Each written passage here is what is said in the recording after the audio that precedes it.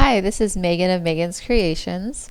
Today I'm going to show you some ways to crop elements and have them go around a certain border, some different ways to erase without being freehanding or maybe having jagged edges. So the first way is we're going to use the select tool. So I'm going to zoom in here and you'll see that right now my smoke is kind of crossing over the lid. So I have this cauldron and smoke from my newest collection, Haunted Home, and I wanted to leave it not cropped directly to the pot so that you could adjust the smoke and duplicate it as you want and make it how you'd want it with the element. So to start with, we're going to select the area that of the lip here of the cauldron, so the back, so it looks like the smoke is coming out of the cauldron, and so I don't want that overhang that was happening with the smoke hanging over the front like that. So we're going to try to select this area here. So we're going to drag this along here, and it's going to be tricky for it to get just the area we want because of the color being all monochromatic here. So we'll have to play around with the add selection, subtract selection tools here. Yeah, it keeps wanting to grab the whole cauldron, including the back. And so we'll just go back and forth here with plus and minus to get just the front of the cauldron and to take off the back end here. And this doesn't have to be exact, but it'll make it a lot better than what we had before. So just going around these edges and cleaning up the edges a little bit, more of what I want to include in the selection.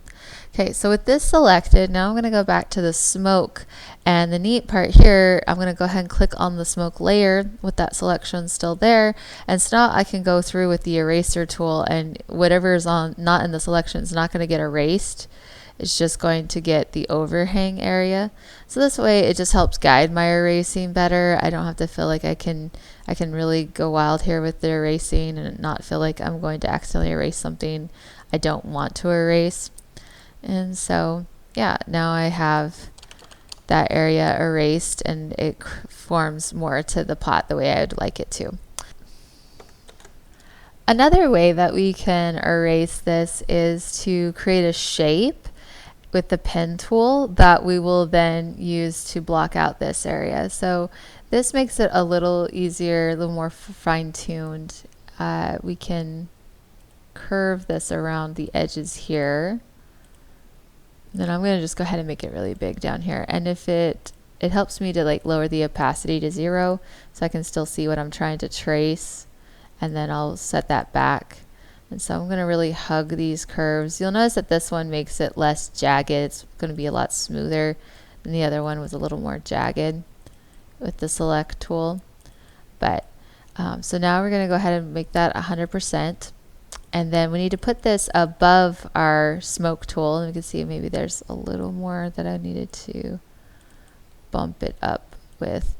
So then we will go ahead and rasterize this layer and go to blending options, and we're going to make it have a fill opacity of 0, knock out deep, which cuts out, and click OK. And then we're going to just merge it, select both those layers, the shape and the smoke, and merge them so that it cuts the smoke around that. So much smoother and really crops it to that. And now you can put drop shadows on those separately.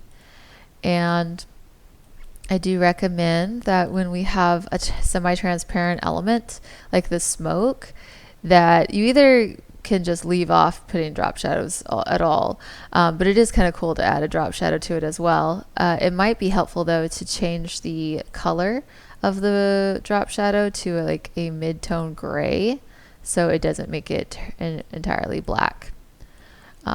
Also, I'm going to increase more of the size than the distance to try to not have it have a shadow on the pot here. If you decide you don't like that it is still kind of making a shadow there, in Photoshop you can create a layer from the drop shadow, and then we can go into the drop shadow and erase it where we don't want to have a drop shadow overhanging that area. So anyways, that is one of the tutorials on how to use an element in my new collection. I really thought this was fun to have some smoke coming out of the cauldron, and you can always duplicate the smoke and move it around to add more, or to just layer it up and then erase it and have just like more smoke coming out of this cauldron. So just thought that would be a really fun element to include, and hopefully you guys will have fun with it too. So I'll see you next time. Thanks.